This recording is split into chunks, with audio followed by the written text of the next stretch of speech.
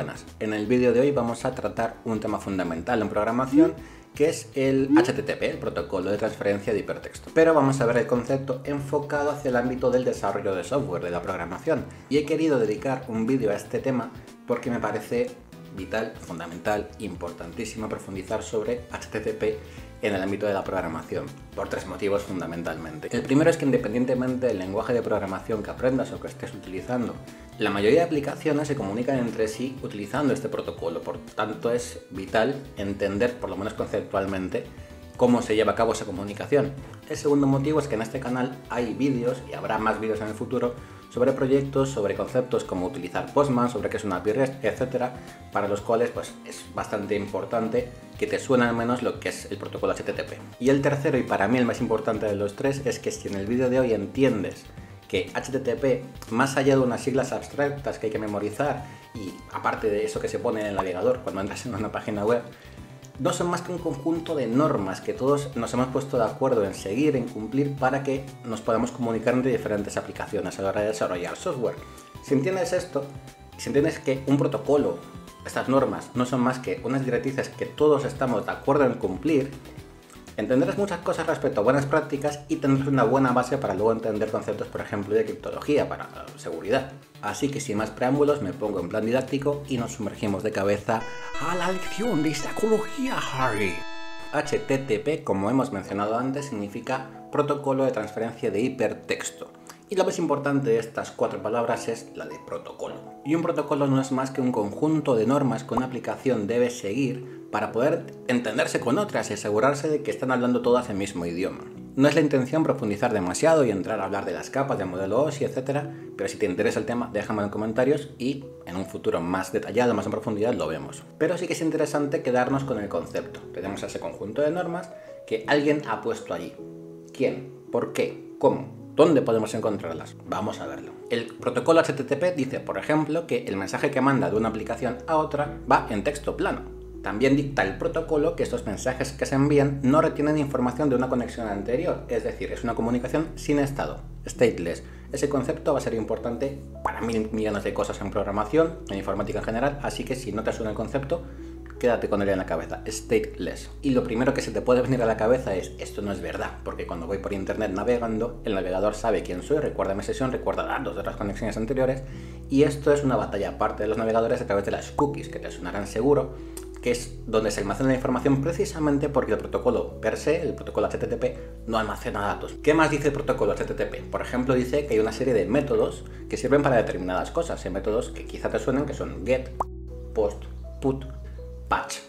Y el mismo protocolo HTTP también define un montón de códigos, cada uno con un significado. Por ejemplo, el código 200, el famoso, es que todo ha ido ok, que has mandado la solicitud y la respuesta ha estado bien, así que código 200.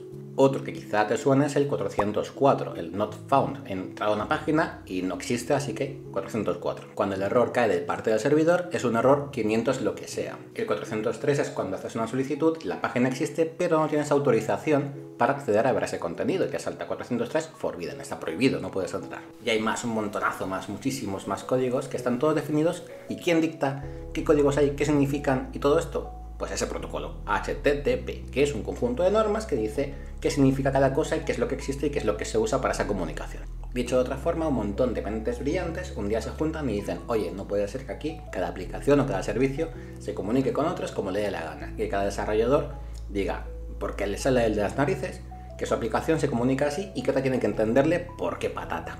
Así que ponen normas de cómo deberían comunicarse las aplicaciones, como ocurre con cualquier idioma. Y gracias a ello, tú y yo como desarrolladores podemos hacer una aplicación ciñéndonos a esas directrices para que nuestra aplicación se pueda comunicar correctamente con todas las demás aplicaciones que ya conocen ese idioma. Y aquí hago un inciso, vale, ya hemos dicho muchas veces que HTTP es un protocolo de transferencia de hipertexto. Es un protocolo con el cual las aplicaciones interactúan entre sí.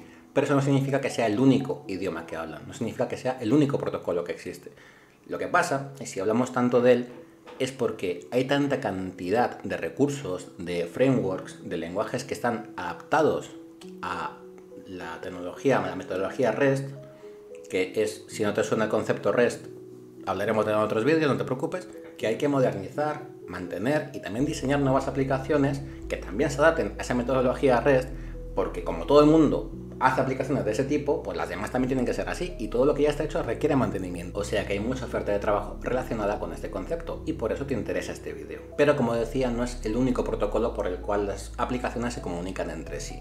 Podríamos ver otros, no es la intención realmente, pero yo qué sé. Por ejemplo, si quieres subir una imagen a un servidor web y quieres ver FTP, déjame en los comentarios y ya veremos si hacemos un vídeo hablando de FTP, que es otro protocolo también para comunicarse una aplicación con otra, para transferir archivos en este caso, pero te digo que estamos viendo HTTP porque es muy necesario, muy básico, muy fundamental para todo lo que luego se ha generado por encima de esto. Pero volviendo a lo que estábamos, todo esto es conceptual y muy teórico, pero se entiende mucho mejor con un ejemplo. Entonces, lo que vamos a hacer es acceder a la página donde se especifica el Request for Comments 2616, el RFC 2616. Ahora te explico de qué va esto. Y aquí se especifica todo lo importante que estamos hablando, pero de forma mucho más detallada respecto al protocolo de transferencia de hipertexto, el HTTP, ¿no? Una vez dentro de esta página, si hacemos clic derecho en cualquier parte de la página, todos los navegadores tienen una opción similar a esta de inspeccionar elemento. Y si accedemos a alguna pestaña que ponga Network o algo similar, depende del navegador, y refrescamos la página, vamos a ver, bueno, un montón de solicitudes, en este caso 24 solicitudes, y vamos a ver que hay un tipo de método, como hemos visto antes.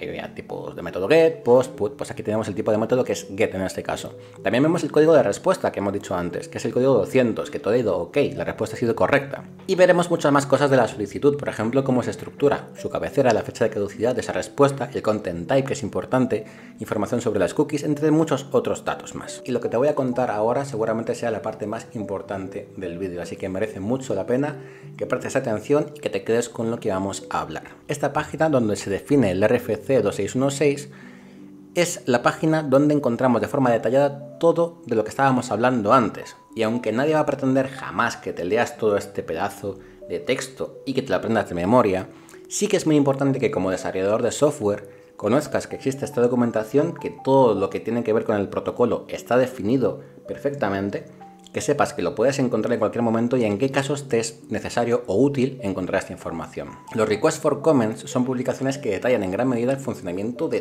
todo Internet. Por ejemplo, el RFC 2616 detalla superficialmente todo lo que hemos visto respecto a HTTP, pero es a nivel general y no está todo. Por ejemplo, el RFC 5789 contiene las especificaciones concretamente sobre el método patch de HTTP, solamente el método patch. Y luego está por ahí el RFC 6902 que determina cómo se aplica el método patch de HTTP para una respuesta en JSON. Vale, ¿y por qué es tan importante todo esto? Pues te voy a poner un ejemplo real, profesional. Si no entiendes algo de lo que digo, no te preocupes. Sigue viendo vídeos de este canal porque entenderás todo. Pero ahora mismo voy a usar un lenguaje profesional, por así decirlo. Tú imagínate que estás trabajando con Maven, con Spring Framework, con Java, etc. Y necesitas, o te ha pedido tu cliente o lo que sea, que implementes un método con el cual actualices una entidad JPA, una entidad de la base de datos, por ejemplo, que quieras que se actualice, pero que no se pisen los datos, que no se queden en blanco, sino que solamente detecte qué datos han cambiado, lo sobrescriba a base de datos y lo demás lo mantenga como está. Bueno, pues lo obvio, viendo todo lo que hemos visto antes, es que hay un método en HTTP, que es el método patch, que sirve para precisamente esto, ¿no? Reemplazar unos datos sin actualizar toda la entidad por completo. Pero te pueden surgir preguntas como por ejemplo, vale, esos parámetros de la entidad nuevos que voy a recibir, ¿por dónde me llegan? ¿Dónde los meto? En la lógica de mi aplicación, en la parte de back. Los paso por parámetros en la URL, los paso en un JSON, los meto en un XML para que la aplicación los lea y los procese. Todo esto lo puedes implementar como a ti te dé la gana, que va a funcionar bien. Y luego además puedes pensar también en la parte de la lógica y decir, pues mira, lo que voy a hacer es leer de base de datos esa entidad, recorro todos los atributos, voy comparando, pero resulta que es que no hace falta, porque ya hay alguien que ha hecho una dependencia en Maven que precisamente hace esto. Pero vamos más allá, y es que tú entras al proyecto de GitHub y dices, vale, lo veo aquí, está el código, pero ¿cómo funciona? ¿Tengo que estar mirando el código y la documentación para entenderlo? Pues realmente tampoco tanto, porque todo lo que ha hecho esta persona se basa directamente en el RFC 6902. Es decir, es que a partir de este Request for Comments 6902, que es el de cómo implementar el método patch de HTTP para un JSON, que es como muy específico, es una base para que a partir de ahí cualquier lenguaje que utilices, cualquier framework que utilices, da igual, casi siempre va a tener alguien que ya lo hizo siguiendo ese protocolo y a lo que tú te puedes acoplar y puedes aprovechar. Da igual si es lo que hemos visto con Spring y con Java, si es con C# y .NET o si es con Python y con Flask. Alguien habrá hecho una librería, una dependencia, algo que tú puedas aprovechar y que seguirá ese protocolo a rajatabla, con lo cual te aseguras de que tu aplicación se va a comunicar correctamente, va a seguir la norma que tiene que seguir y no vas a reinventar la rueda. Y es un ejemplo más, como en tantos otros en el ámbito del desarrollo de software, en el que se demuestra que no es cuestión de memorizar, sino que es cuestión de saber cómo buscar y qué preguntas hay que hacer.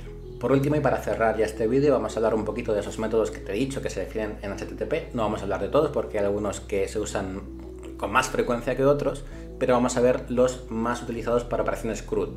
CRUD significa Create, Read, Update y Delete, es decir, crear, leer, actualizar y borrar, que son las operaciones básicas que haces con una entidad en una base de datos normalmente, ¿no? Pues el protocolo HTTP te define unos métodos y dice, si quieres leer algo, usa el método GET. Si lo que quieres es crear algo nuevo, usa el método POST. Si lo que quieres es actualizar algo, utiliza el método PUT o PATCH. Y si lo que quieres es eliminar algo, usa el método DELETE. Este vídeo ya está quedando muy largo y en un futuro vídeo voy a explicar cómo se usa Postman y ahí vamos a ver de una manera más visual y más práctica pues qué es una solicitud con un método GET, POST, PUT, etc. Entonces tampoco me voy a liar mucho más con esto ahora, pero sí quiero enfatizar una cosa, y es que, como hemos dicho antes, estas son normas, son directrices, pero tú puedes hacer lo que te dé la gana. Si tú quieres, puedes hacer que un objeto se lea a través de un método HTTP que se define como delete, o puedes actualizar algo con un método get, o crear una entidad nueva totalmente a través de un método patch. Si quieres hacerlo así, que la lógica de tu aplicación sea así, podrías hacerlo y funcionará perfectamente. De hecho, hay muchas aplicaciones hechas en muchas empresas que solamente utilizan el método get, el post y ya está. Pero ya que tenemos un protocolo que dice cómo se deben hacer las cosas para que cualquier otra persona ajena a nuestro proyecto las entienda, pues lo suyo es ceñirnos a esas reglas. Y como hay muchas herramientas que se han creado ya dando por hecho que vamos a hacer las cosas como dicta la norma, por ejemplo, si queremos documentar nuestra aplicación por Swagger, que si no sabes qué es, ya te lo contaré en otro vídeo, pues lo suyo es que te ciñas a esas normas, ¿no? Funcionaría igual, puedes hacerlo como te apetezca, puedes hacer lo que te dé la gana, pero lo suyo es que si tienes unas normas, para que todos nos entendamos, para que todo sea bonito y funcione bien y cualquier otro software pueda entenderse con nuestra aplicación, pues oye. Y en fin, al final he aprovechado el tema de HTTP para meter otros 27.000 conceptos por el camino, pero espero que te haya resultado interesante, que te haya sido de utilidad o al menos que te hayas entretenido. Si es el caso, pues déjame un like. Si algo no queda claro o hay algún otro tema del que quieras hablar en el futuro, pues déjame un comentario por ahí y suscríbete y no te pierdas los próximos vídeos porque vas a aprender un montón de cosas de programación. Vamos a hablar de Git, vamos a hablar de Postman como hemos dicho, vamos a hablar de contenedores con Docker, vamos a hacer un proyecto con Quarkus dentro de poco. Y de todo, vamos a hacer 1000 millones de proyectos, de juegos con Godot, con de todo, un montonazo de cosas. Así que si quieres, nos vemos la semana que viene. Muchas gracias por ver el vídeo, hasta luego.